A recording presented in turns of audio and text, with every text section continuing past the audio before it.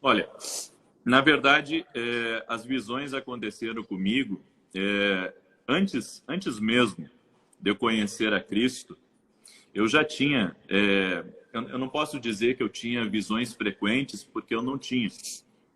Mas muitas vezes, eu sempre digo, né, nas minhas mensagens, que eu era criança e muitas vezes eu ia no banheiro e eu ouvi uma voz falando comigo. Uma voz que falava ao meu coração e dizia que aquilo que eu tinha feito era errado. Eu cresci pensando que eu tinha uma consciência muito... que a voz da minha consciência era muito forte, né? Mas hoje eu descobri que era Deus falando comigo. Uhum. Ainda que eu não fosse crente, ainda que a minha família não servisse a Deus, e eu tive uma experiência muito forte antes da minha conversão, né? E nessa experiência que eu tive, eu realmente pude sentir o mundo espiritual. Só que a visão, ela se abriu, podemos dizer assim, foi no dia que eu orei por um casal. Eu já tinha sido batizado no Espírito Santo, já estava frequentando a igreja, já estava tentando assim me envolver com a obra de Deus e me pediram para orar por um casal e eu fui orar por eles.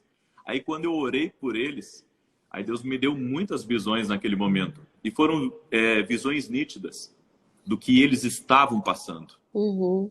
né, do que eles estavam vivendo naquele momento. Daquele dia em diante, Karina, eu comecei a ter muitas visões toda vez que eu orava pelas pessoas.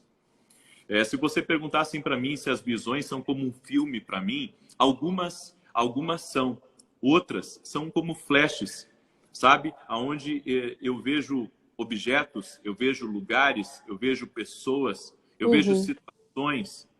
Por exemplo, ontem nós estávamos na nossa reunião e eu fui orar por um rapaz, né? E quando eu coloquei a mão na cabeça dele, eu vi uma flecha cravada no peito dele. E quando eu repreendi aquela flecha, manifestou algo ruim que estava agindo na vida dele. Exatamente naquele momento, manifestou algo ruim.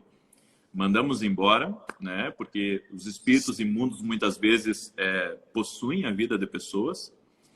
Enfim, é dessa maneira que Deus me dá visões. Agora, se você pergunta assim, tá, mas você vê visões a todo momento? Não.